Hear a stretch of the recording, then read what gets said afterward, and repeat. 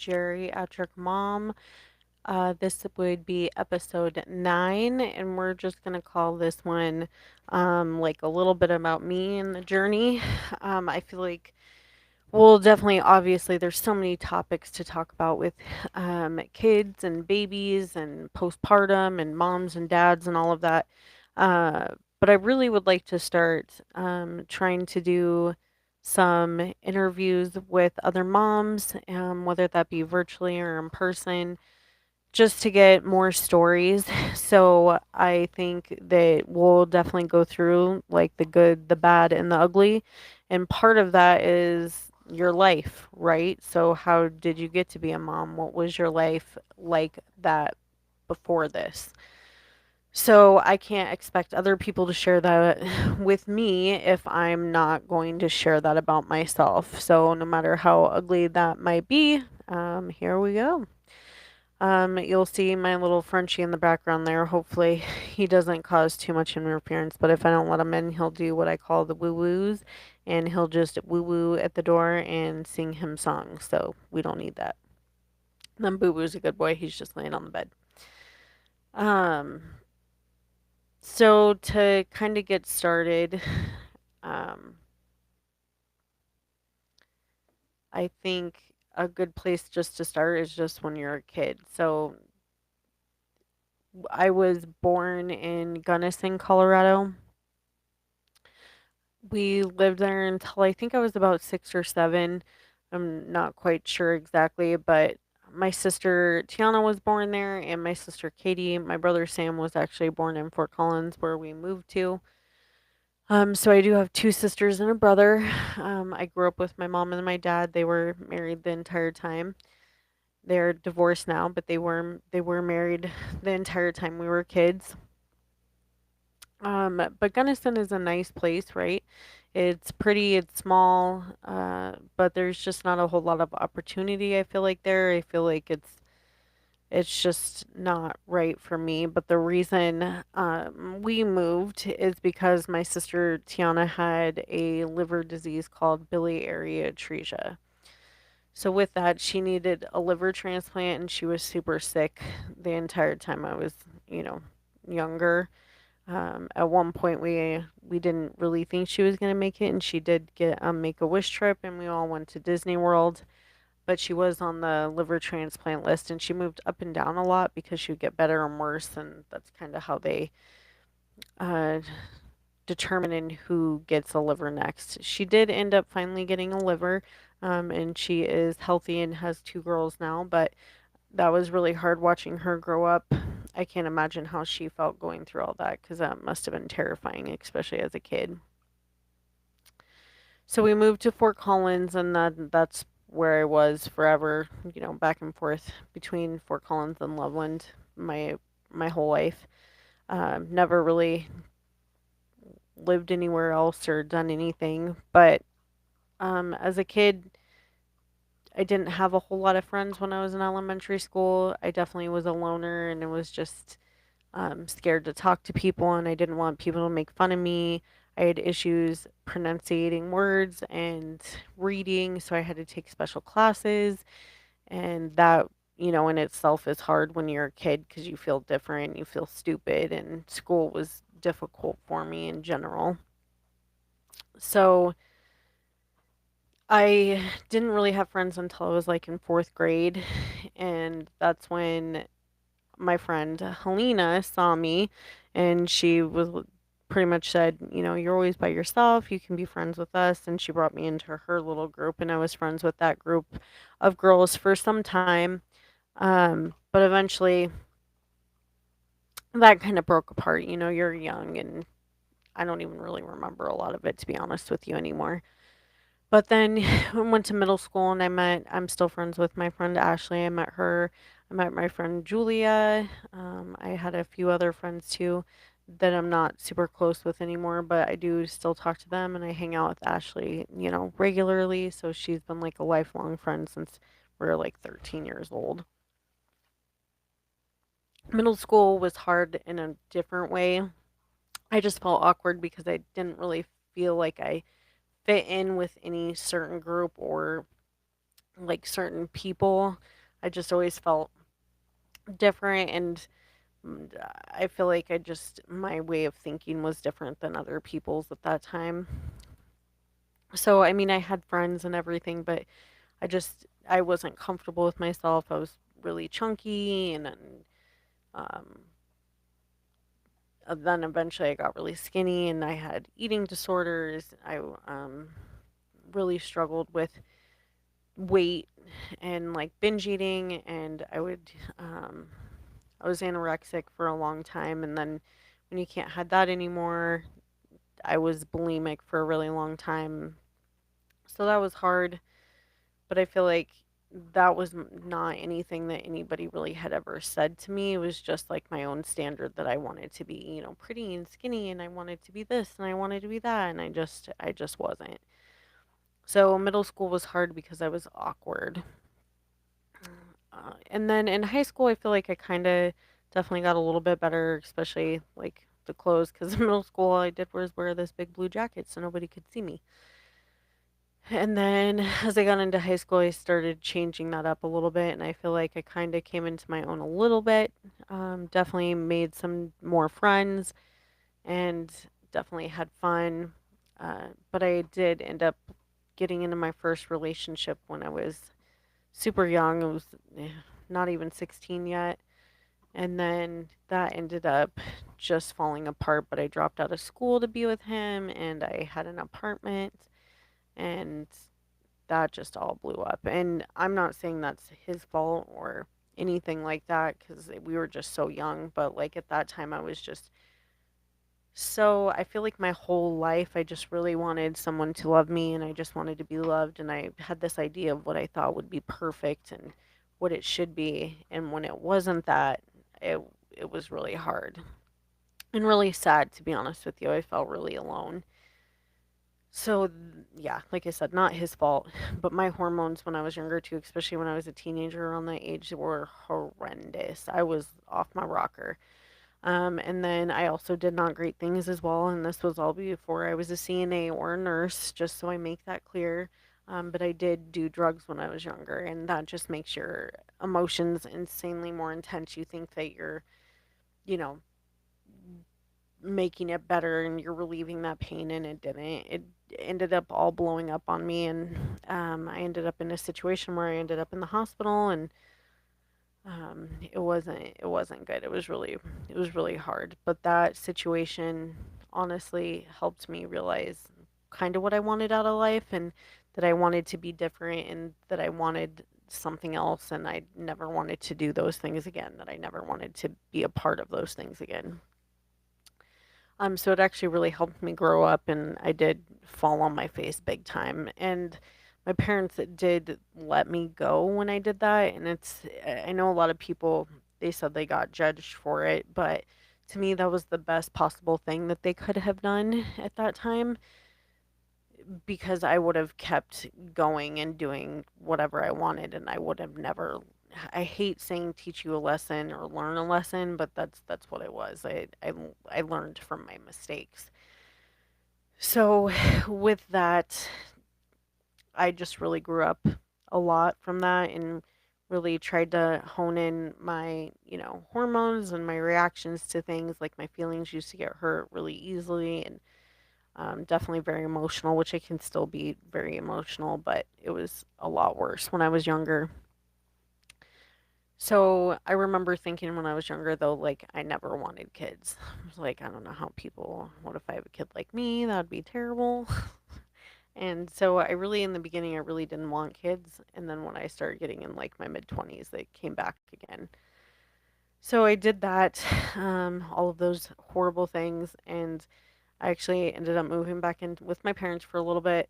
And then I met one of my old friends that I had worked with, and I ended up moving into her place with her.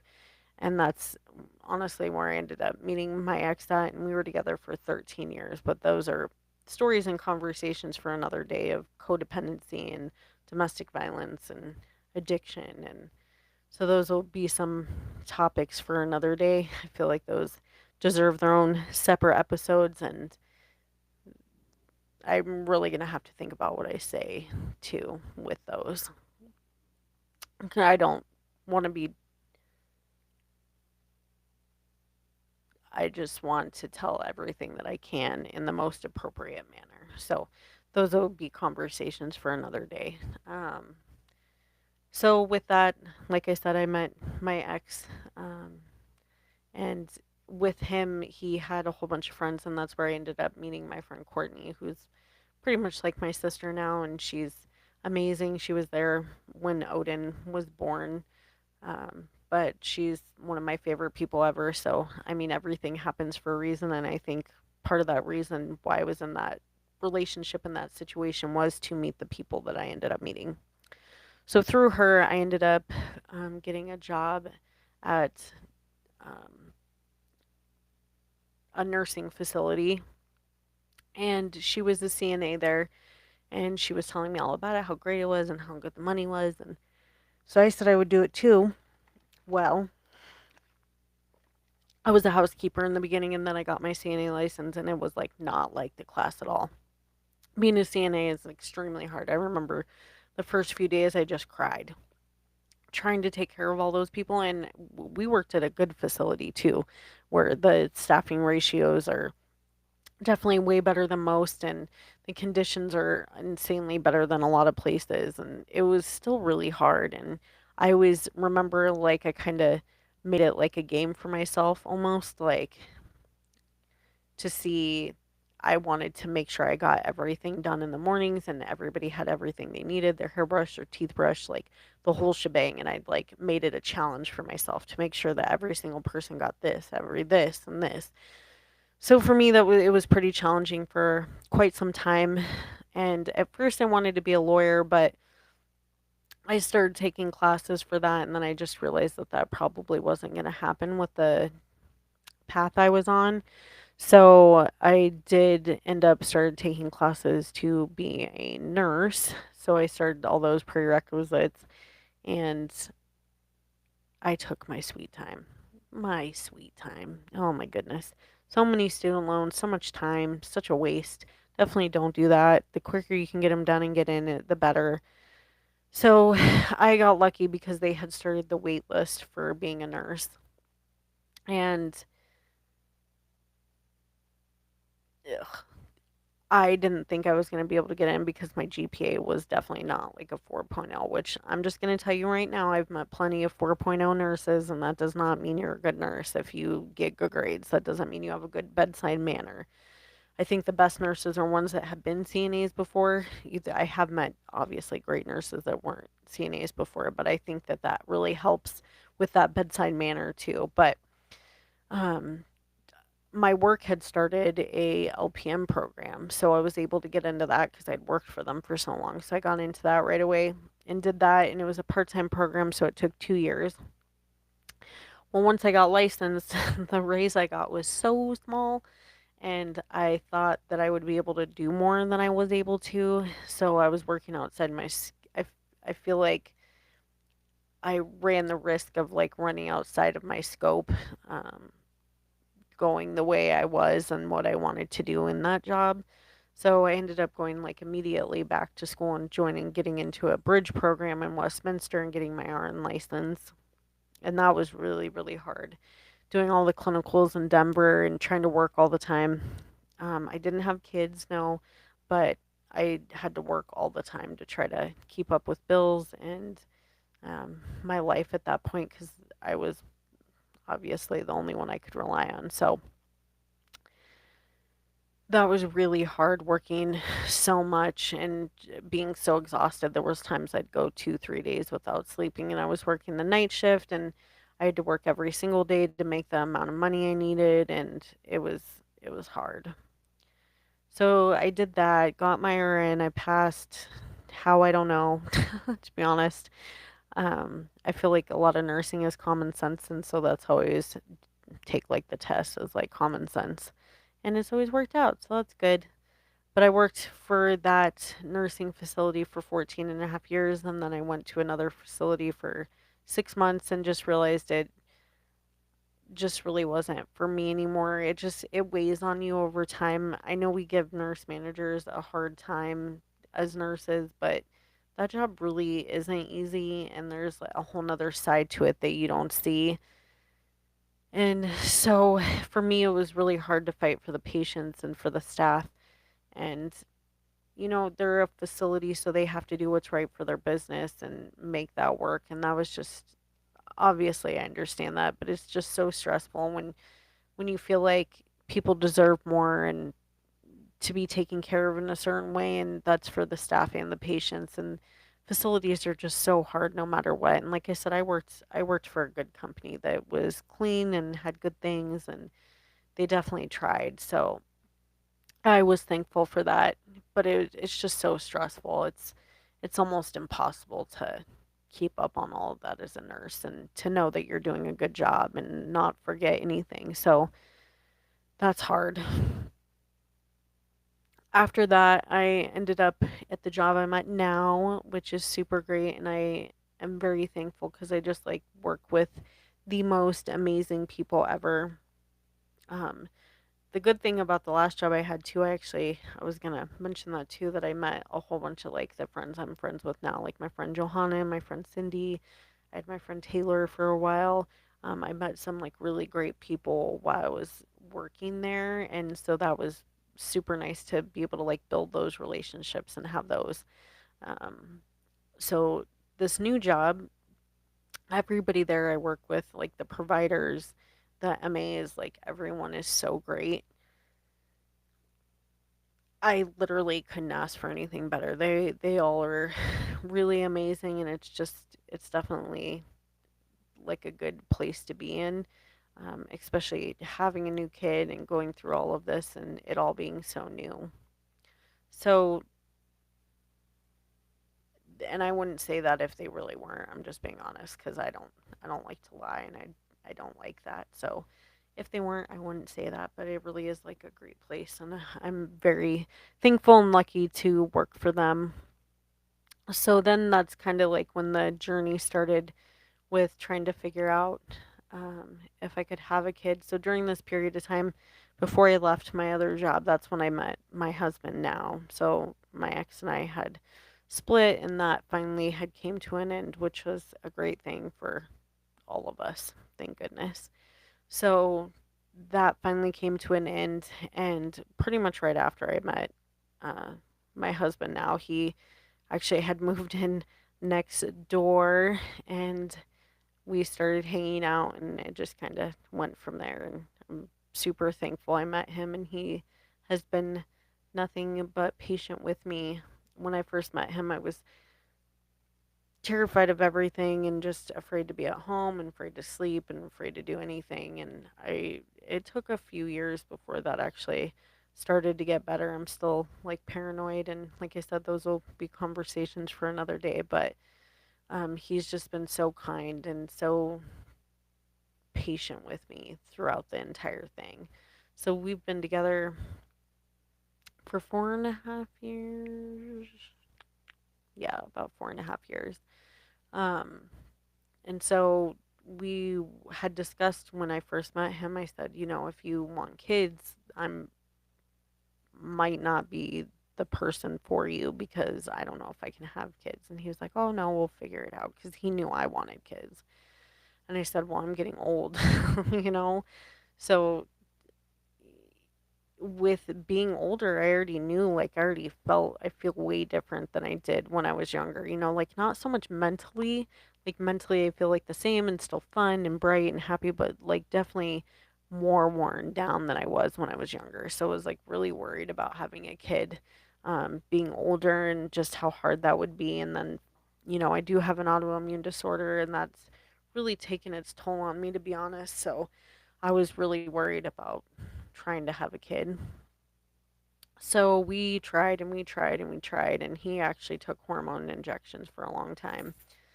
And then, like I said, we started the IVF journey, and as soon as we were actually going to start the IVF is when I got pregnant. And I just remember just being so thankful for that, not having to go through that because I was dreading the hormones and what that would look like for, us and our relationship. But I feel like we're just so lucky that everything turned out the way it did because I did have such bad issues before and had been through, miscarriages before and not great experiences that, we went through this with like very little issues. So yeah, pretty much that's like everything in a nutshell. Like I said, the rest of that is just so much. It's gonna have to be broken up into multiple episodes. I used to think that some of that stuff was normal, and it really wasn't normal. And I think it'd be interesting to get like my parents' take on everything too, because for me, I feel like childhood wasn't terrible. I feel like a lot of it was my own issues more than anything else. I think that my parents did the best that they could, and they always tried to give us everything. Um, you always want more when you're a kid. You want more, you want more, you're more. And I feel like the mentality now, a lot of the times too, is, oh, well, I should have this or I should have had that. And I don't see the point in doing that because it doesn't change anything. So you are who you are and you are where you are. So only you can change those things and make them better, you know. And I think that's really important that you just find your support and those people that can help you meet your goals to be better. So I think that's kind of just like everything in a nutshell, real quick. Like I said, those other conversations will come at a later time. But I definitely would love to start talking to other people about different things and about their journeys and if they had IVF or if you have multiple kids or if it was easy or if it was hard and just kind of really get those stories out. I think that there's power in talking about these things, and I definitely feel like I didn't have enough information. Like there's things I just wish I had known. Um, I feel like nobody tells you how uncomfortable pregnancy is, and um, I don't know if other people really had that loss of, independence, but I definitely did, so that was hard. And I just, there's the Momo singing the song of his people. Come here, come here. And this is the Momo, huh? This is the Momos. So, but yeah, that'll be a conversation for another day. But I'll definitely start to have those conversations because I think it'll be important for, moms and dads to kind of talk about, different issues that you may have had, like just throughout time and out life. And I think that's important for you as a parent to recognize those things so you can try to adjust and make things different for your kids. So that's my goal. I feel like every generation, your goal should just be to try to just be better and better. And I definitely know that my parents did what they could for us, and I will definitely do what I can for Odin and just continue on like that. Sorry about the Frenchie. But once again, this is Geriatric Mom and episode 9, and I'm hoping to get some of you to reach out, and I hope that this kind of helps makes you feel like you can be more open and um, discuss more things so that we can get it all out there. Have a good night.